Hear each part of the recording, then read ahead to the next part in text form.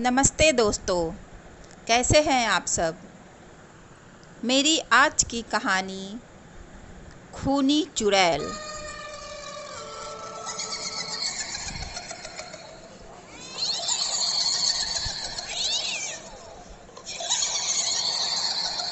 प्रशांत और सीमा दोनों ने एक ही कॉलेज से पढ़ाई की थी और दोनों के बीच प्रेम का अंकुर पूरी तरह से फूट चुका था। दोनों एक दूसरे पर मर मिटने को तैयार थे, लेकिन दोनों जानते थे कि उनके घर वाले इस रिश्ते के लिए नहीं मानेंगे, क्योंकि सीमा शुद्ध शाकाहारी और वेदों के ज्ञाता पंडित ज्ञानेंद्र झा की पुत्री थी तथा प्रशांत पूरे रूप से मांसाहारी और बनिए का बेटा था। लेकिन प्रेम पर किसका जोर चलता है। दोनों ने घरवालों को बताया, बहुत समझाया, परंतु वे लोग नहीं माने।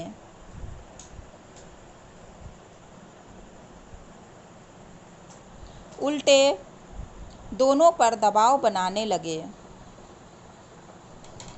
सीमा को घर से निकलने पर पाबंदी लगा दी गई और प्रशांत के लिए उसके घरवाले लड़की देखने लगे। दोनों प्रेमी समझ नहीं पा रहे थे कि क्या करें। उन्होंने घर से भाग जाने का फैसला किया। इसमें उनका साथ उनके बचपन के दोस्त मनोज ने दिया, लेकिन सोचना ये था कि जाएं तो जाएं कहाँ, जहां घर वालों को पता ना लगे। मनोज ने बताया कि उसके गांव में उसके दादाजी की हवेली है, जहां वे लोग रह सकते हैं, लेकिन हवेली बरसों से बंद है, वहां कोई रहता नहीं है। पता नहीं क्यों मनोज की माँ मनोज को वहां जाने नहीं देती। मनोज ने बताया, परंतु प्रशांत इन सब बातों को नहीं मानता था। वह तैयार हो गया, छोड़ यार ये सब बातें, मुझे वहाँ रहने में कोई दिक्कत नहीं है। और अगले ही दिन सीमा और प्रशांत दोनों भागकर गांव की हवेली में रहने चले गए। दोनों बहुत खुश थे, लेकिन उन्हें हवेली में बड़ा अजीब सा लगता, जैसे उन्हें कोई देख रहा हो, उनके पीछे खड़ा हो। अजीब अजीब सी डरावनी आवाजें आती। सीमा बेहद ही डर जाती, परंतु प्रशांत उसकी हर बातों को गलत ठहरा देता। जब गांव वालों को पता चला तो उन्होंने दोनों को बहुत समझाया कि वहाँ न रहें, भाग जाएं, वहाँ चुड़ैल रहती है। दोनों गांव वालों की बातों पर हंसने लगे, लेकिन सीमा को कुछ अजीब होने का एहसास हो रहा था। उसने प्रशांत को समझाया, परंतु प्रशांत नहीं माना। बोला, कहाँ जाओगी, हमारे घर वाले हमें पकड़कर अलग कर देंगे।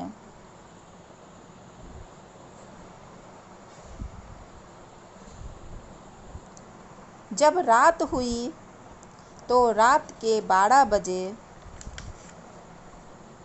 किसी के रोने की आवाज़ें आने लगी।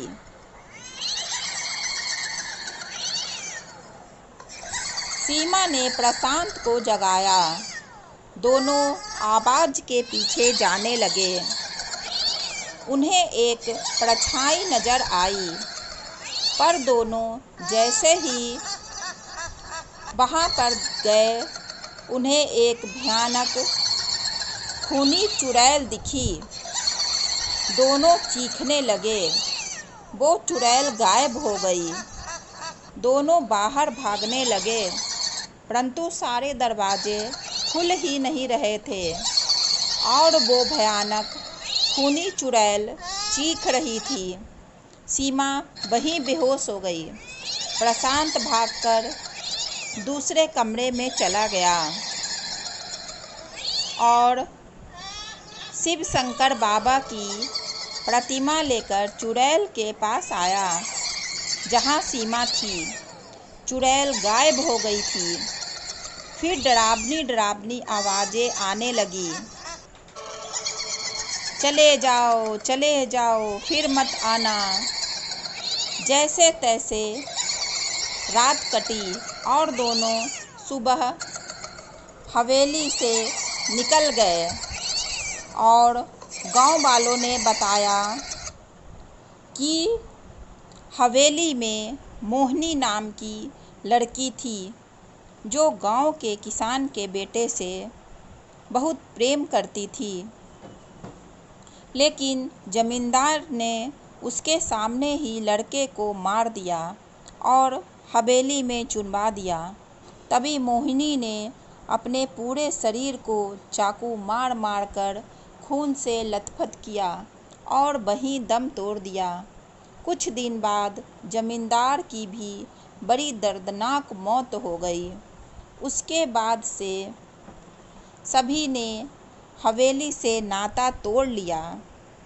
धीरे धीरे हवेली के मालिक शहर में बस गए और इधर कोई नहीं आता है। रात में बड़ी डरावनी आवाजें आती है, लगता है कि कोई रो रहा है। आगे की कहानी जानने के लिए खूनी चुड़ैल पार्ट 2 ज़रूर देखें। धन्यवाद दोस्तों।